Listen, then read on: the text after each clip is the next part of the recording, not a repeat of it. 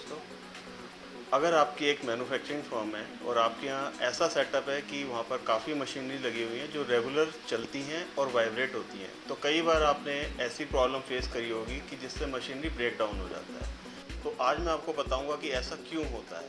आप देखेंगे कि जो मशीन रेगुलर चलती हैं तो उसमें एक वाइब्रेशन होता है, जिस वाइब्रेशन की वजह से जो उसमें फास्टनर्स या पेच बोल्ट आप कह सकते हैं जो लगे होते हैं वो रेगुलर मशीनरी चलने की वजह से लूज़ हो जाते हैं। तो इस चीज़ को रोकने के लिए, इस प्रॉब्लम को रोकने के लिए हम लेकर आए हैं ड्रॉप बॉन्ड का थ्रेड लॉकर। ये एक ऐसा एडेसिव है जो असेंबली के टाइम पर अगर हम बोल्ट्स पे और फास्टनर्स पे लगा देते हैं और फिर अपने बोल्ट्स को टाइट कर देते हैं तो उसके बाद ये कभी भी जो आपके बोल्ट्स हैं मशीनरी के वो कभी लूज़ नहीं होते वाइब्रेशन। इसको लगाने का तरीका मैं आपको बताता हूँ। जब भी हम मशीनरी की असेंबली करते हैं तो इसको थोड़ा सा मात्रा में बोल्ट पर लगाया जाता है और बोल्ट को कस दिया जाता है। कसने के बाद सिर्फ 1 से 1.5 घंटे के अंदर में ये अपनी पूरी पकड़ बना लेते हैं और मशीनरी जितनी भी वाइब्रेट हो ये कभी भी अपने आप नहीं खुलते। अब होता क्या है, कई बार जब हमें कोई ऐसी मशीनरी होती है जिनका रेगुलर हमको मेंटेनेंस करना होता है तो 3 महीने बाद या 6 महीने बाद हमको उस मशीनरी का पार्ट्स खोलने पड़ते हैं।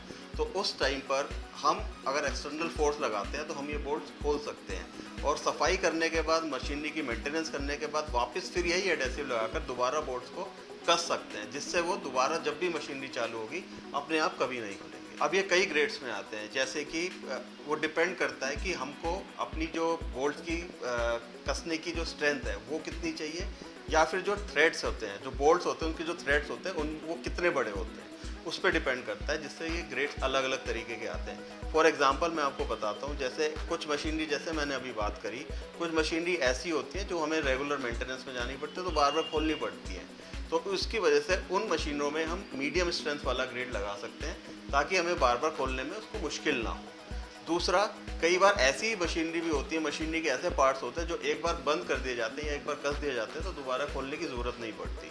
तो ऐसे पार्ट्स में हम हाई स्ट्रेंथ वाला ग्रेड भी लगा सकते हैं, जो एक बार लगा दिया, कस दिया तो उसको दोबारा खोलने की ज़रूरत ही नहीं पड़ेगी। दूसरा जो इसका सबसे बड़ा फैक्टर होता है वो ये होता है कि इसमें जो थ्रेड्स होते हैं, जो बोल्ट्स होते हैं, उसमें जो सूत बोलते हैं, जो थ्रेड्स होते हैं वो कितने सूत के हैं, कितने बड़े हैं, कितनी गहराई के हैं, वो डिपेंड करता है। अगर हमारे पास बड़े बोल्ट हैं, बड़े थ्रेड्स वाले बोल्ट हैं, तो हमें हाई विस्कोसिटी ग्रेड लगाना पड़ता है, क्योंकि वो जगह भरने के लिए हमको हाई विस्कोसिटी लिक्विड की ज़रूरत पड़ती है।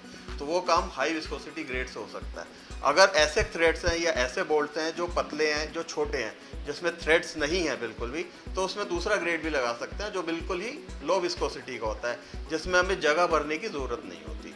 तो आप अपनी आवश्यकता अनुसार, अपनी जो भी एप्लीकेशन है उसके अनुसार हमसे संपर्क कर सकते हैं और जो ग्रेड आपकी एप्लीकेशन में सूट करता है वो आपको प्रोवाइड कर सकते हैं। और आपकी सुविधा के लिए ये जो एडेसिव है, जो ये ग्रेड, ये अलग अलग कलर्स में अवेलेबल होते हैं, जिससे जो लेबर होती है उनको ये ग्रेड पहचानने में दिक्कत ना हो। जैसे लाल रंग में हम हाई स्ट्रेंथ वाला ग्रेड देते हैं, या हरे में हम हाई स्ट्रेंथ वाला या मीडियम स्ट्रेंथ वाला ग्रेड देते हैं। वो अलग अलग कलर्स में ये अवेलेबल है, जिससे जो भी वर्कर्स होते हैं अगर वो परचेज करने जाते हैं तो उनको कभी प्रॉब्लम ना हो उसमें। दोस्तों, मैंने अभी जो बात करी है वो सारे इंडस्ट्रियल यूजेस के बारे में आपको बताया है। इंडस्ट्रियल यूजेस के अलावा इनका जो डोमेस्टिक है, जो हमारे घरों में प्रॉब्लम्स आती हैं, जो चीज़ें ख़राब हो जाती है, उनमें भी बहुत अच्छा यूज़ है। मैं आपको एग्जांपल के तौर पर बताता हूँ। जैसे हमारी घरों में कैबिनेट्स होती हैं, उनकी जो ड्रॉर्स होती हैं, उनके हैंडल आपने देखा होगा आमतौर पर ढीले हो जाते हैं। या फिर जैसे हमारे जितने भी कुकरी आइटम्स होते हैं, जैसे